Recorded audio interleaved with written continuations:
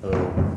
Again, my name is Neil Roundy. I'm one of the neurosurgeons here who works at Sacred Heart RiverBend, and it's my honor to kind of come and deliver on Julie's behalf and her family as to how she's doing in the recovery that she's making thus far.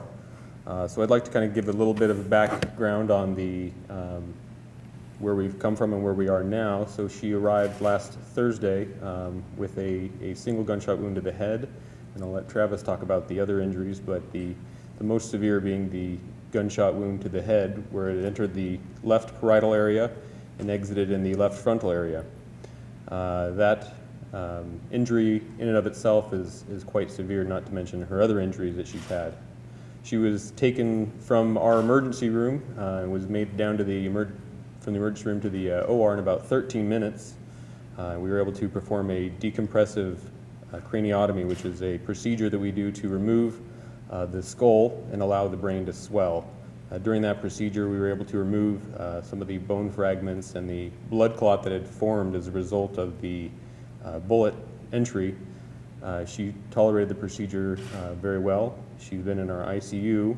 We had a drain that was placed in order to remove some of that intracranial pressure buildup because of the spinal fluid, and we were able to monitor her pressure as well. So over the last week or so, we've been able to keep her pressures very low through a combination of medical management, of shrinking her brain down, as well as the mechanical decompression that we did in order to relieve the pressure. So at this point, we're happy to say that the pressures are on their way down. She's out of the woods as far as the major swelling goes. We've been able to clamp the drain that has been in her head to relieve that pressure. And we have some pretty good news to share that she's actually been extubated now, which means that she's had the breathing tube removed and she's breathing on her own. So at this point, she is awake. Her eyes are open spontaneously. She tracks around the room. She's able to look around the room. She does not yet interact with people on a verbal basis. She's not ambulatory. She's not talking yet.